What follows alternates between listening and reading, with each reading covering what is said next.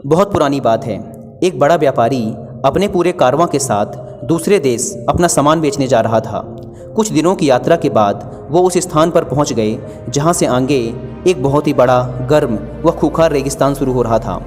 व्यापारी व उसके कारवां के लोगों ने वहां आसपास में रहने वाले लोगों से उस रेगिस्तान के बारे में पूछा। पूछने पर पता चला कि दिन के समय सूरज की गर्मी की वजह से यहाँ की रेत जलते हुए कोयले जितनी गर्म हो जाती है, इसलिए इस रेगिस्तान को दिन में पार करना असंभव है। यहाँ तक कि बैलगाड़ी व ऊँटों पर बैठकर भी इसे दिन में पार नहीं किया जा सकता। यह सब जानने के बाद कारवां के लीडर ने एक डेजर्ट गाइड को हायर कर लिया, जो कि रात में तारों की स्थिति को पढ़कर रास्ता पता कर सकता था, जिसकी सहायता से कारवां रात को रेत ठंडी होने के बाद यात्रा कर सकता था। उसी रात को ही कारवां, उसके सरदार व उस रेगिस्तानी गाइड ने अपनी खतरनाक रेगिस्तानी यात्रा को शुरू किया। वे रात भर रेगिस्तान पर चलते व सुबह सूरज की गर्मी तेज होते ही एक सुरक्षित सी जगह देखकर वहां अपना तंबू लगाते व दिन भर आराम करते। रात होते ही फिर से यात्रा शुरू कर देते। ऐसे ही करते करते उनकी 3 रातें गुजर गईं। आज उनकी चौथी और आखिरी रात थी, क्योंकि गांव वालों व उस रेगिस्तानी गाइड की बातों के हिसाब से इस रेगिस्तान को 4 रातों में पार किया जा सकता था। इसलिए आज सभी बहुत खुश थे व रात का खाना खाकर रेत ठंडी होने का इंतजार कर रहे थे। जब रेत ठंडी हो गई तो कारवां ने चलना शुरू किया। आधी रात होते ही वह रेगिस्तानी गाइड, जो कि सबसे आगे वाली बैलगाड़ी को चला रहा था, उसने तारों की स्थिति को देखकर यह अनुमान लगा लिया कि बस कुछ ही घंटों में वो रेगिस्तान के दूसरी तरफ पहुंच जाएंगे।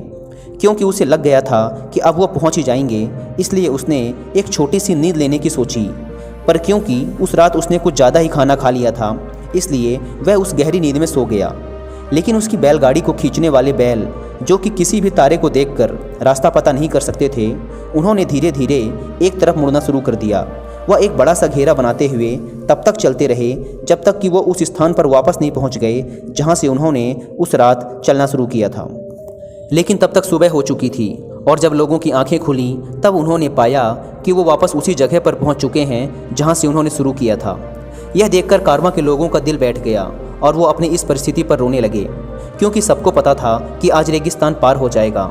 इसलिए उनमें से किसी के पास भी पीने के लिए पानी नहीं बचा था। वो सभी इसी बात से डरे हुए थे कि कहीं प्यास की वजह से उनकी मौत ना हो जाए। कारवां के सारे लोग कारवां के सरदार व उस रेगिस्तानी गाइड को अपनी इस परिस्थिति का जिम्मेदार ठहराने लगे। वो कारवां के मालिक से शिकायत करने लगे कि अब हम पानी के बिना कुछ नहीं कर सकते, हमारा मरना निश्चित है। यह कहकर कारवां के लोग दुखी होकर रोने लगे। कारवां के सरदार ने खुद से कहा कि अगर इस विपरीत परिस्थिति में मैं अपनी हिम्मत हार जाता हूँ तो मेरी लीडरशिप का कोई मतलब नहीं है, मैं सरदार कहलाने के लायक नहीं हूँ।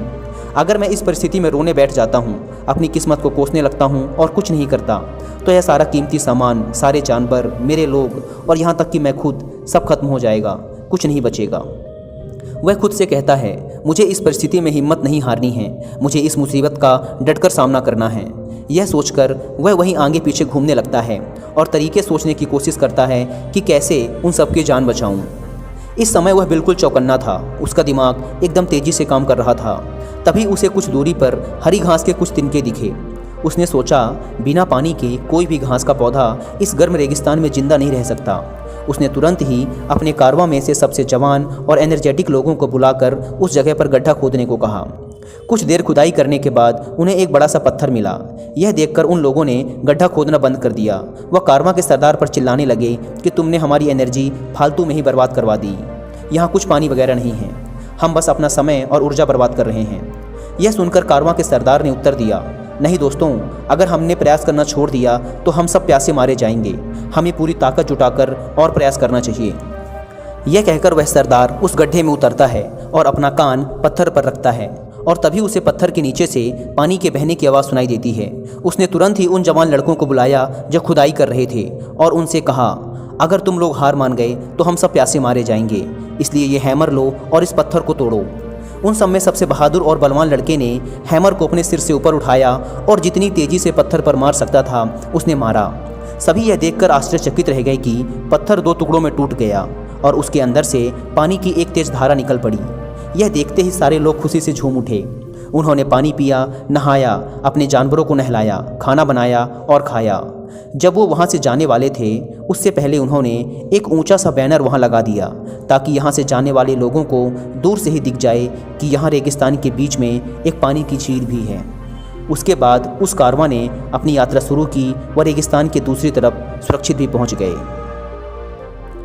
तो दोस्तों, इस कहानी से हमने सीखा कि बहुत ही जल्द हार मत मानो और तब तक प्रयास करते रहो जब तक आपको आपका लक्ष्य प्राप्त न हो जाए।